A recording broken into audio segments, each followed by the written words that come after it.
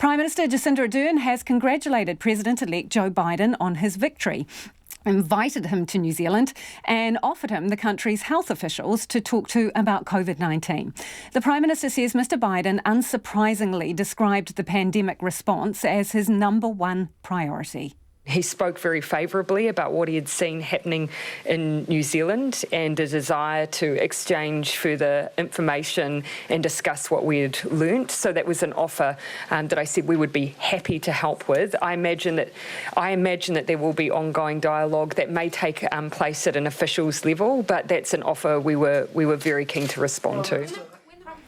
Our political editor, Jane Patterson, joins me now from our Parliament studio. Jane, well, that all sounded very convivial, but was it just a courtesy call, or was it deep relationship bonding over the phone? Look, it is part of the diplomatic dance. World leaders on their election tend to do the rounds and ring round, friends and allies normally in the first blush. And I think what you can take as a positive sign from this particular phone call is the timing of it.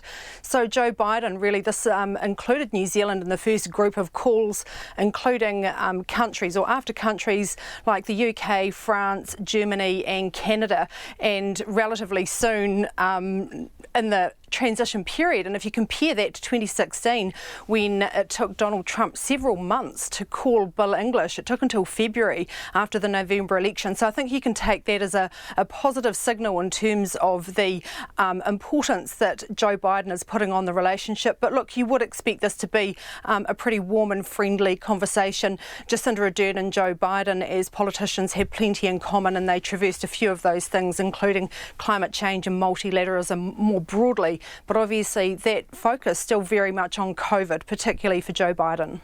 Yeah, so COVID was obviously a dominant topic there, and Jacinda Ardern saying that they've offered to share information. Any suggestion that Joe Biden will take us up on the offer?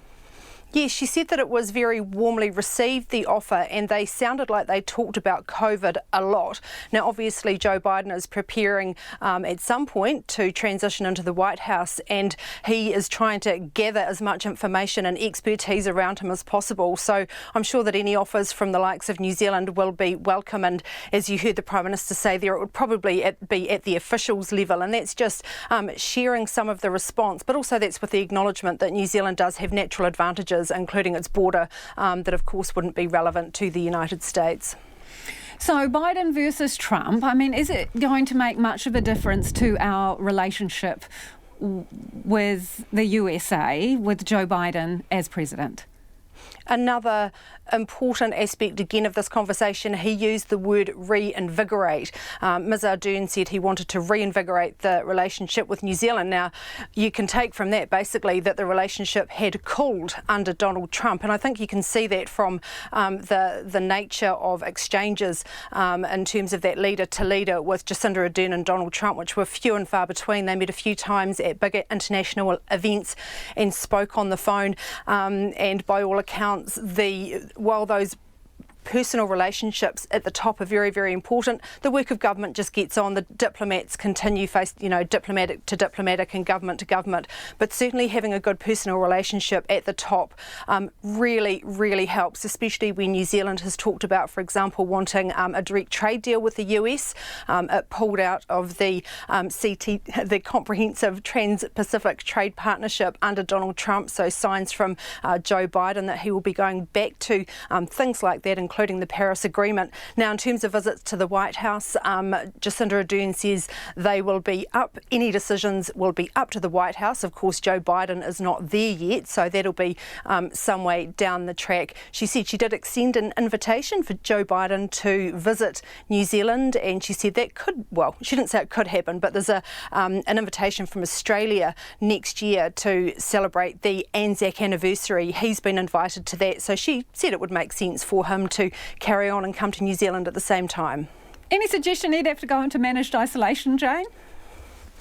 I would think that a visit to New Zealand might be curtailed, Lisa, if there was any talk of quarantining at the jet park or Sudima on the way in. I don't really think that would be fitting of a presidential visit. She made the point too that while borders are closed, it probably makes these visits a bit more difficult. She did say that he had said that he was very keen that they both meet face to face, but obviously, COVID-19 to manage and get around in the meantime. Exactly. Thanks, Jane. That's Jane Patterson joining us live from our studio at Parliament there.